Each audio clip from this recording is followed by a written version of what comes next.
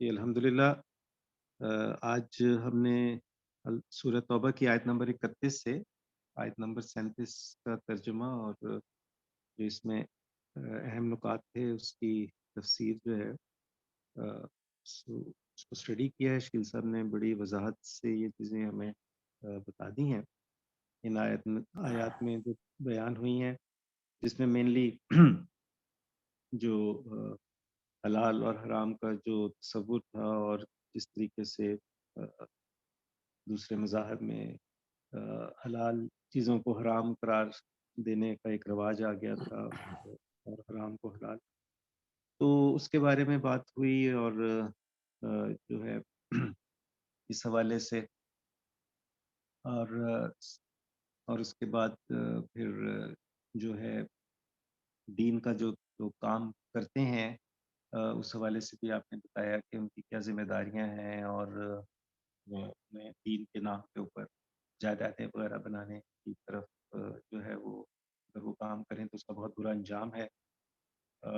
یہ آج ہم نے اسٹڈی کیا ہے۔ پھر سال کے اندر جو 12 مہینے ہیں اس کی بھی آپ نے وضاحت کر دی کہ یہ اللہ تعالیٰ کا ہی ایک نظام ہے جو حضرت آدم علیہ السلام نے اپنے علم سے ان کے پاس تھا اور وہ اس وقت سے اس کو رائٹ کیا، جس کو بعد میں مختلف لوگوں نے کفار مکہ نے بھی اس میں رد و بدل کیا اور جو ہے جس سے کہ پھر اس سے وہ اپنا فائدہ اٹھاتے تھے، لیکن وہ بیسکلی ایک اللہ تعالیٰ کی ایک نافرمانی ہی تھی۔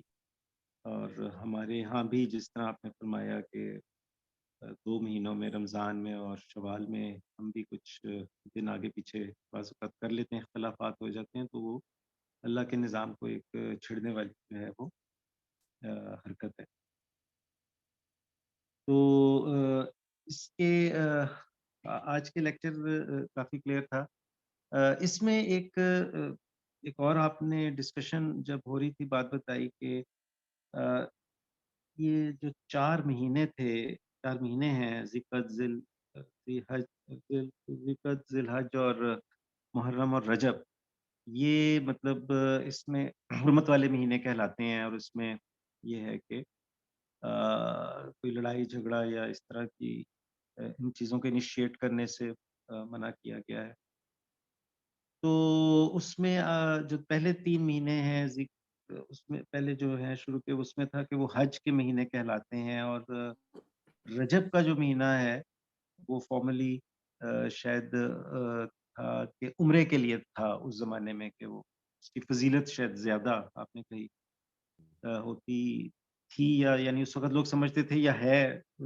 یہ ذرا تھوڑا سا مجھے کلیئر کرنا تھا کیونکہ ہم آج کل یہ سمجھتے ہیں کہ شاید عمرہ جو ہے رمضان شریف میں کیا جائے تو اس کی فضیلت بہت ہوتی ہے، بلکہ شاید آخری 10 دنوں میں جب کیا جائے تو اس کا اسی طرح کے تقریباً ثواب ہے جس طرح حج کا ثواب ہوتا ہے۔ تو ایک عام ایک تھاٹ یہ ہوتی ہے کہ رمضان کے آخری عشرے میں عمرہ کرنے کی فضیلت سب سے زیادہ ہے۔ یہ تھوڑا سا ذرا وضاحت کر۔ ہاں، اس میں کوئی شک نہیں ہے کہ رمضان میں جو ہے وہ عمرہ کرنے کی جو ہے وہ فضیلت ہے، لیکن جو ہے وہ جنرلی جو جو ریکمینڈڈ ہے، جو شروع سے حضرت ابراہیم علیہ السلام کے زمانے سے جو ریکمینڈڈ ہے وہ یہ ہے کہ رجب کے مہینے میں عمرہ ادا کیا جائے اور یہ 3 مہینے جو ہے یہ ان کو حج کے لیے مختص رکھا جائے۔ تو رمضان جو ہے وہ اور اس کا جو آخری عشرہ ہے اس کے بارے میں خیر وہ آخری عشرہ جو ہے وہ تو کسی اور حوالے سے امپورٹنٹ ہے، ہم جانتے ہیں، اس کا عمرے سے کوئی تعلق نہیں ہے۔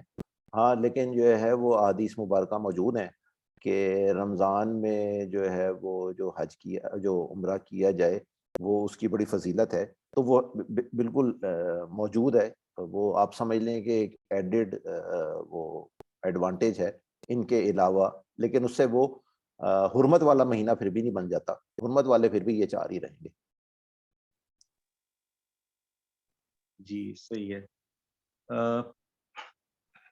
اس پارٹیسپینٹ سے میرا ریکویسٹ ہے میری کہ آپ کا اگر کوئی سوال ہے تو وہ آپ پوچھ لیں شکیل صاحب سے آج کے لیکچر کے حوالے سے، بنیادی طور پہ جو سورہ توبہ کی آیت نمبر 31 سے آیت نمبر 37 تک جو ہم نے اس کو اسٹڈی کیا ہوا ہے۔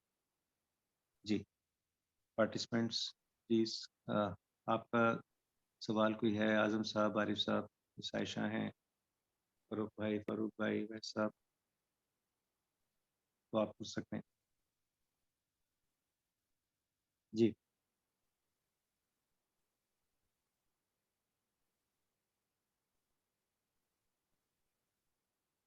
اچھا، سوال شکیل صاحب مجھے لگ رہا ہے کوئی ہے نہیں اس وقت کسی پارٹیسپینٹ کا. ٹھیک ہے. تو ہم پھر آج کے لیکچر کو یہاں پہ ختم کر لیتے ہیں جی. اجازت ہے جی؟ ٹھیک ہے، تو ٹھیک ہے سر. اس دعا کے ساتھ ہم ختم کرتے ہیں کہ اللہ تعالی ہمیں قرآن پاک کو پڑھنے کی، سمجھنے کی، عمل کرنے کی اور اللہ کے اس پیغام کو آگے احسن طریقے سے پہنچانے کی توفیق عطا فرمائے. السلام علیکم. آمین. وعلیکم السلام.